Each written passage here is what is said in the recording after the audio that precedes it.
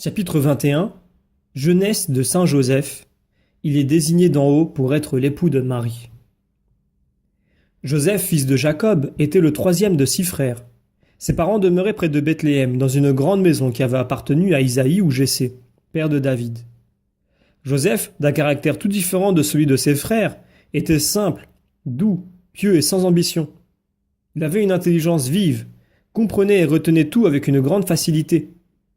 Ses frères le rudoyaient, le maltraitaient et inventaient tout ce qu'ils pouvaient pour le tourmenter. Il n'était pas de peine qu'ils ne lui firent. S'il priait sous les galeries de la cour, à genoux et les bras étendus, il s'approchait sans bruit et le frappait rudement par derrière. Une fois qu'il était ainsi à genoux, l'un d'entre eux vint et se mit à le frapper.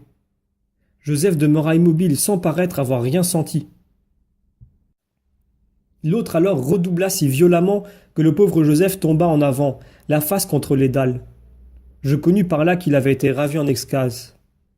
Quand il revint à lui, il n'eut ni colère, ni pensée de vengeance. Il chercha seulement un lieu plus retiré pour continuer son oraison. Il y avait dans le caractère de Joseph quelque chose de fort grave et un goût très marqué pour la solitude.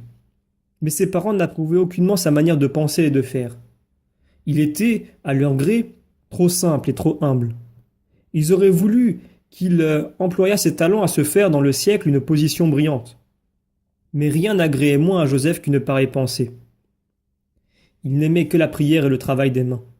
L'inimitié de ses frères alla bientôt si loin qu'il lui fut impossible de demeurer dans la maison paternelle.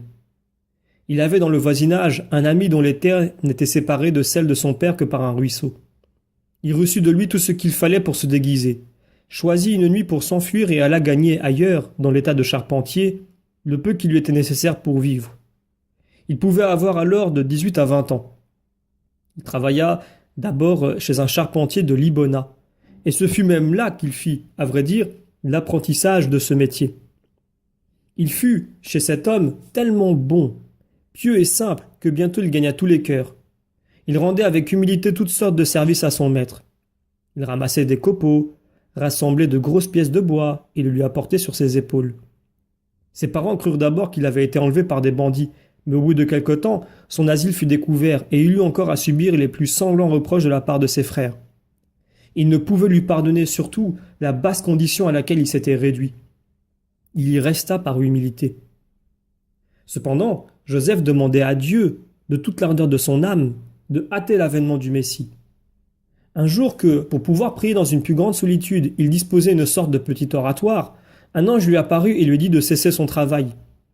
Car comme le patriarche Joseph avait eu autrefois entre les mains, par la volonté de Dieu, tous les grains de l'Égypte, ainsi disait l'ange, le grenier du salut allait bientôt être confié à sa garde. Joseph, dans son humilité, ne comprit rien à ces paroles et continua à prier avec ferveur. Il vécut ainsi jusqu'au moment où il fut appelé à se rendre au temple de Jérusalem pour y devenir, en vertu d'un ordre du ciel, l'époux de Marie.